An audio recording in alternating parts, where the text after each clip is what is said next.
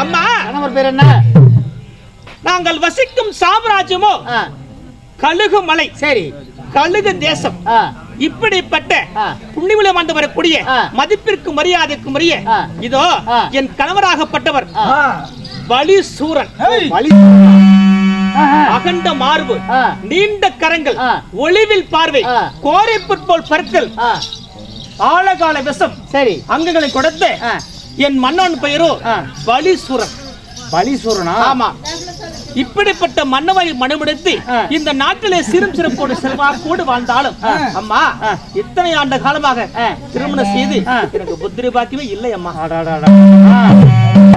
குழந்தை இல்ல பாவம். ஆமா, அதனாலே எதுவாக இருந்தாலும் அதுக்கு நேரங்காலம் வரணும். பலிசூரன் புருஷன். ஆமா. அம்மா உன் புருஷன். என் புருஷன்? உன் புருஷன். என் புருஷன்? உன் வீட்டுக்காரரு. வீட்டுக்காரரு? அம்மா உன் புருஷன். ஐயோ ஐயோ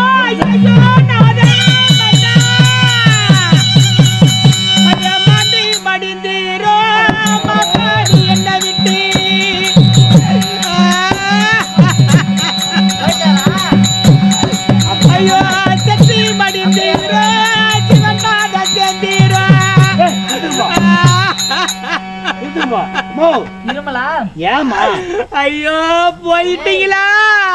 போயிட்டாரா? நீங்க போயிட்டீங்களா? நான் பூ வைக்க முடியாதே, பொட்டு வைக்க முடியாதே, இப்படி கலரா என்னால புடவெல்லாம் பட்டு புடவை கட்ட முடியாது. என்ன செய்வேன்? புருஷன் போயிட்டா போயிட்டே இருக்கு ஆளுவன். பூ வைக்க முடியாது, பொட்டு வைக்க முடியாது, கலர்கள்லாம் புடவை கட்ட முடியாது. இப்படிதான் நிறைய பேர் இருக்கிறாங்க. இத சொன்னீங்க பதட்டமா? புருஷன் போயிட்டாருன்னு சொன்னேன். பின்ன உன்னை கூட்டிட்டு வர சொன்னாருப்பா. ஓ, அழைத்தாரா? ஓ நாதா,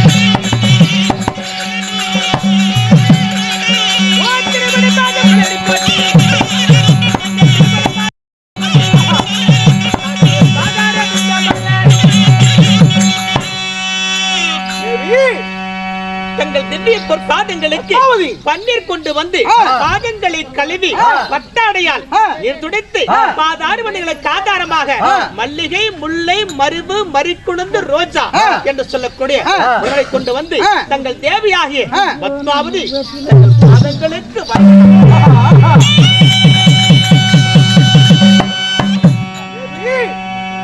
பத்மாவதி என் திருவடி வாதத்தை பணிந்ததாலே என்றுமே நீடாடி காலமாக பூவும் பொட்டோடு மஞ்சள் குங்குமத்தோடு 16 செல்வங்களை பெற்று நீடோடி காலம் வாழ்ந்திருப்பாய். வாழ்க வாழ்க வாழ்க.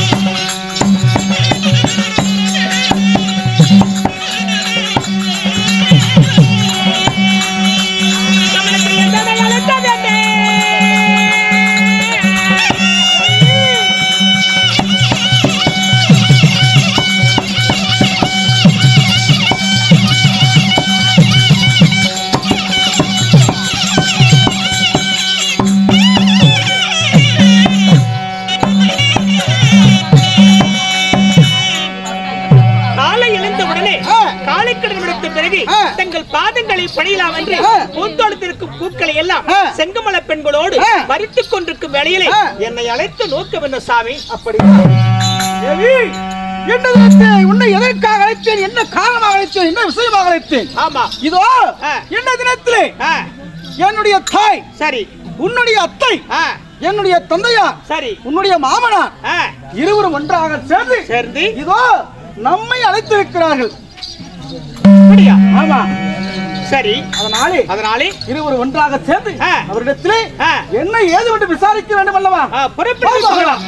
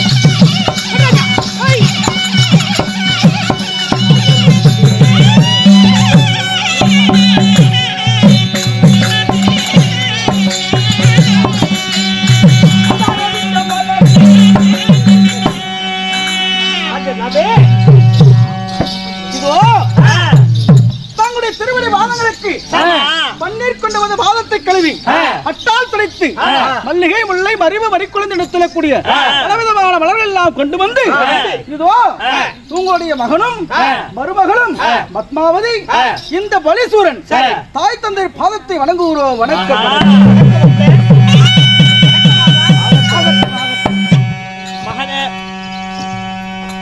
மகனே பலிசூரா, தாயை சிறந்ததோர் கோவிலும் இல்லை, தந்தை சொல்மிக்க மந்திரம் என்று சொல்லுவார்கள். அன்னையும் பிதாவும் முன்னணி தெய்வம், ஆலயம் தொழுவது சாலவு நன்று என்று சொல்லுவார்கள். இப்படி தாயின் தந்தையுடைய பாதார விந்தங்களை ஆதாரமாக படிந்தபடியாலே இந்த பாருளைகளை எந்த ஒரு குறையில்லாமல் படிக்கும் என்னுடைய மகன் பலிசூரனும் என்னுடைய மருமகளாகிய பத்மாவதியும் எல்லாருமே தீர்க்க ஆயுசுடன் வாழ்ந்து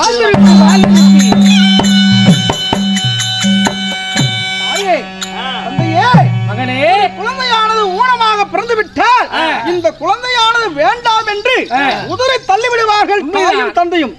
அப்படியாப்பட்ட இந்த உலகத்திலே இப்படியாப்பட்ட நான் இந்த மாண்ட பிறப்பிலே இவ்வளவு அழகாக நீங்கள் இருக்கிறீர்கள். உங்களுக்கு பிள்ளையாக இப்படி அகோரமாக நான் இருந்தும் என்னை பிள்ளையாக பேணி காத்து எந்த ஒரு குற்றம் குறைவில்லாதபடிக்கு என்னை வளர்த்து வாலிபம் செய்து இயல்பு தீண்டாதபடிக்கு இதோ என்னை வளர்த்து வாலிபம் செய்து எனக்கென்று ஒரு துறவையாகிய நீங்கள் எப்படியோ அதை போல என் மனைவியும் அப்படி அவளையே இருக்கிறார்.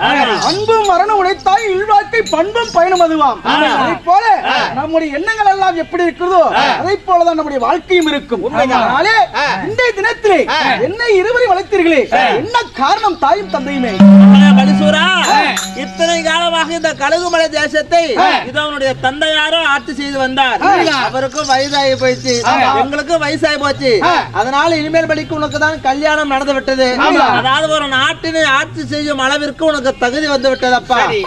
அதனால இந்த கழுகுமலை தேசத்தை உனக்கு பட்டம் சூட்டலாம் என்று முடிவு செய்திருக்கிறோம்.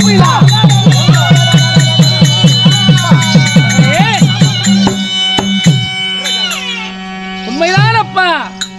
இன்றைய தினமாக நானும் உனது தாயாரும் தக்கபடியான ஒரு யோசனை செய்து இந்த முடிவை நாங்கள் இருவரும் சேர்ந்து எடுத்திருக்கிறோம். ஆயினும் நான் உங்களுக்கு தெரியாத விஷயம் ஒன்றுமில்லை. உண்மைதான். இதோ நீங்கள் உயிருள்ள வரை, நீங்க இந்த உலகத்தில் நம்முடைய நாட்டிலே கழுகுமலையிலே நீங்கள் உயிருடன் இருக்கும் வரைக்கும் நீங்கள் தான் இந்த நாட்டை அரசாட்சி செய்ய வேண்டும். உங்களுக்கு கீழே நீங்கள் என்ன வேலை செய்தாலும் இதை செய்தால் அதை செய்யடா, இப்படி செய்யடா, அப்படி செய்யடா, ஏதாவது எனக்கு இதை உத்தரவிட்டால் அதை நான் நிறைவேற்றுவேன். அது யாரும் இருக்கட்டும் அப்பா, எனக்கு இந்த மணிமகுடம் தேவையில்லை, இந்த பொறுப்பும் தேவையில்லை. அப்படியா? அப்படி சொல்லாத பலிசூரா. இதோ இந்த வயதில் அவனுடைய தந்தையாருக்கும் இப்ப 60க்கு மேல 60 வயது ஆகிவிட்டது. இனிமேல் படிக்க நாட்டை விட்டு அடுத்த நாடு செல்ல முடியுமா? திடீரென்று அங்க இங்க போகணும், ஏதோ திடீரென்று போருக்கு போக வேண்டும். அடுத்த நாட்டு மன்னர்கள் திடீரென்று படையெடுத்து வந்தால் அவரிடத்திலே தக்க பதிலடி கொடுத்து அவருடைய நாட்டை காக்க வேண்டும். காக்க வேண்டும் அல்லவா? அப்படி எல்லாம் போர் செய்ய முடியுமா அவனுடைய தந்தையாரால? இந்த வயதிலே என்னால போர் நிறுத்து போக முடியாது. இதற்கு மேல இந்த நாட்டை ஆண்டு நான் என்ன செய்ய போறேன்? அதனால இன்றைய தினமானது உனக்கு பட்டம் சூட்டலாம் என்று முடிவு செய்திருக்கிறோம். நீங்களும் என்னுடைய தாயும் ஒன்றாக சேர்ந்து முடிவெடுத்துட்டீங்க. இதை நான் மாத்தவும் முடியாது. உங்களுடைய பேச்ச கேட்கலைன்னா இதோ தாய் தந்தைய பேச்ச கேட்கலையே இந்த பலிசூரன் அப்படின்ற அந்த பேச்சுக்கும் ஏச்சுக்கும் நான் ஆளாக மாட்டேன். இதோ உங்களுடைய சித்தம் எதுவோ அதுவே என் பாக்கியமாக. மருமகளே பத்மாவதி, அத்தை உனக்கு சந்தோஷம் தானே? இதோ என்னதான் இருந்தாலும் பெரியவங்க நீங்க பொறுப்பா இருந்தீங்கன்னா அதுக்கு நலமா இருக்கும். இருந்தாலும் இப்படிப்பட்ட பெரிய பொறுப்பாகப்பட்டது இருந்தாலும் மனசு கொஞ்சம் கஷ்டமா தான் இருக்குது. அப்படி சொல்லாத மருமகளே பத்மா. அதாவது வயதான காலத்துல நானும் என்னுடைய மாமனாரும் ஓய்வு எடுக்கலாம்னு பாக்குறோம். இத்தனை காலமாக என்னுடைய மாமனாருக்கு வயதான காலத்திலே உன்னுடைய மாமனாருக்கு பட்டம் சுட்டி வைத்தார். இத்தனை ஆண்டு காலமாக நாங்கள் ஆட்சி செய்து வந்தோம். எங்களுக்கு பின்னாடி இந்த நாட்டை ஆட்சி செய்வது நீங்கள் தானே. அதனால முடிவெடுத்துட்டு உனக்கு சந்தோஷம் தானே? ஏய் கடவுளே, ஏண்டா முத என்னுடைய மகனுக்கு நாட்டை பட்டம் சுட்டலாம்னு பேசிட்டு இருக்கும் போது அநியாயத்துக்கு அச்சுன்னு தும்மலையே. உன் தும்மலை எப்படிடா தும்மல? தும்முறது தப்பா? எப்படி தும்மல இருமல விக்கல யாப்பம் கொட்டாவி இதெல்லாம் வானா வராதுன்னா நிக்காது. சரி, அதுவா வரும், அதுவா நிக்கும். என் தும்முள் உங்களுக்கு கிடைக்கணுமே. எங்க ஊர்ல நான் தாங்க தும்முள் பூசேரி. தும்முளு கூட பூசாரி இருக்கிறாங்களா? என் தும்முல சகனம் கேட்கறதுக்கே வருவாங்க தினமும். மதுரை கோயிலுக்கு பூசாரி, மாரியம்மன் கோயிலுக்கு பூசாரி, காளியாய் கோயிலுக்கு பூசாரி, விநாயகர் கோயிலுக்கு பூசாரி இருக்கும்போது தும்முளுக்கு பூசாரி இருக்கு. ஒரு தும்முளுக்கு எப்படி இருக்கும், ரெண்டு தும்முளுக்கு எப்படி இருக்கும்? எங்க வீட்லயே ஒரு சமாசாரம் நடந்திருக்கு. எப்படி? ஒரு நாள் எங்க தாத்தா எங்க பாட்டி கிட்ட பணம் 40,000 வாங்கிட்டு சந்தையில போய் மாடு பிடிச்ச சொல்லி கிளம்புறாரு. சரி, இங்க பொதுச்சந்தையில போய் மாடு பிடிச்சிருவாங்க. சரி, அப்படி கிளம்புனாரு. நீங்க ஒரு 6 மணி இருக்கும்.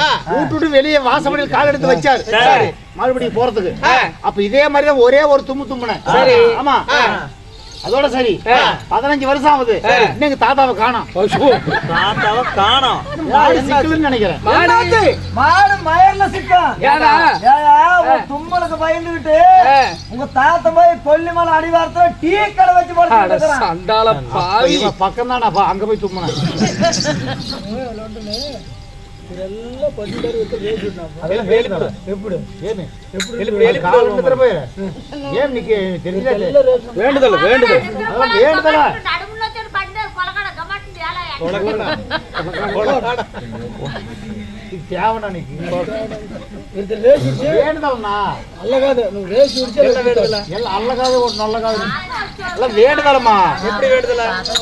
அதாவது நான் சாமி என்ன வேண்டிக்கிறோம், மாரியாயி மதுரை வேறா நினைச்சுக்க நடந்துச்சுன்னா ஆடு வெட்டுறேன், கோழி எடுக்கிறேன், பொங்க வைக்கிறேன், மாவளை எடுக்கிறேன், அளவு குத்துறேன், அக்னி வைக்கிறேன், பூ மிதிக்கிறேன், மொட்டை அடிச்சுக்கிறேன், மணி எடுத்து வைக்கிறேன், வேலை எடுத்து வைக்கிறேன், தட்டை எடுத்து வைக்கிறேன், கூத்து வைக்கிறேன்னு வேண்டாம்.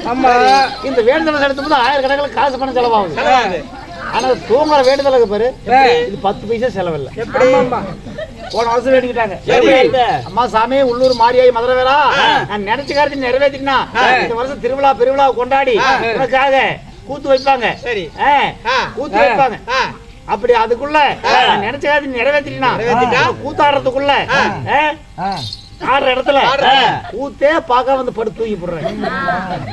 அப்ப வேண்டுதலை வச்சு அவங்க கோரிக்கை நிறைவேறி போச்சு. வேண்டுதலை செலுத்துறாங்க. ரெண்டு ஒருத்தரு மாரியாயி என் சக்திக்கு முடிச்ச அளவுக்கு சரி படுத்துக்கிட்டே தூங்கலாம் கூட உக்காந்துக்கிட்டாவது பேய் ஆடுற மாதிரி ஆடுறேன் அப்படின்னு வேண்டிக்கிட்டாங்க. அதனால அந்த வேண்டுதல் அவங்களை நிறைவேற்றிட்டு இருக்காங்க. காலையில 6 மணி வரைக்கும் இதே மாதிரி இருக்கட்டும். போதும், அதுக்கு மேல பேச பொறுப்பை மகன்கிட்ட ஒப்படைக்கிறேன் அப்படின்னு சொன்ன உடனே இவர் வேற தும்புறாரு. என் மனசுக்குள்ள கஷ்டமா இருந்தது. இருந்தாலும் எந்த ஒரு காரியம் செய்ய வேண்டுமானாலும் ஒரு நல்ல காரியம் செஞ்ச இருந்தா நிச்சயமாக ஒரு பஞ்சாங்கத்தை பார்ப்பதுதான் வழக்கம். ஆமா ஆமா ஆமா உண்மை. அதனால நீ மூவரும் ஒன்றாக சேர்ந்து ஒரு பஞ்சாங்கத்தை நேரத்தை பாத்துருங்க. அப்படி பார்த்து ஒருவேளை அந்த தகுதி இருந்தா நீ சொல்ற மாதிரி நடந்துக்கலாம். சரி, அப்படி ஆகட்டும். மகனே பலிசூரா, உன்னுடைய மனைவி பத்மா சொல்வதும் உண்மைதான். ஏனென்றால் நல்லது கெட்டதுன்னா ஒரு நல்ல நேரம் பார்க்கணும், ஒரு நல்ல முகூர்த்தம் பார்க்கணும். அந்த காரியத்தை செய்தால் அந்த குடும்பம் செல்வ செழிப்பா இருக்குமா, இதெல்லாம் ஜாதகம் கணிக்கணும். அதனால நாம் மூவரும் போய் பஞ்சாங்க வேதியரை வரவழைத்து ஜாதகம் கணிக்கணும். அப்பா அம்மா, என்ன மகனாக நான் இருக்கிறேன், மனக்கலக்கம் உங்களுக்கு இருக்கு. கட்டமுறையா கடனுக்கும் பிள்ளையாக, தூக்கமான சுமைக்கும் பிள்ளையாக நான் இருக்கும் பொழுது உனக்கு வேண்டாம். அந்த பஞ்சாங்கத்தை யாரும் கணிக்க வேண்டும். அதை சொன்ன ஆருடத்தை நான் போய் கழித்து விடுகிறேன். அதாவது நம்ம இந்த கழுகுமலை தேசத்திலே பரம்பரையாக இதோ சீனிவாச ஐயர் இருக்கிறார்கள், பஞ்சாங்க வேதியர். அவர்தான் நம்மளுக்கு நல்லது கெட்டது எல்லாமே பார்த்து சொல்லக்கூடியவர். அவரை வரவழைத்து ஜாதகத்தை கணித்தால் முடிந்ததப்பா. ஏனென்றால் என்னுடைய தந்தையோ நாட்டுக்கு மகாராஜா போய் அந்த ஐயர்கிட்ட பேசணுமா, நான் போயிட்டு வரேன். அந்த கவலை வேண்டாம். நீ பார்த்து விட்டு வருகிறாயா? ஜாகிரதை பார்த்து.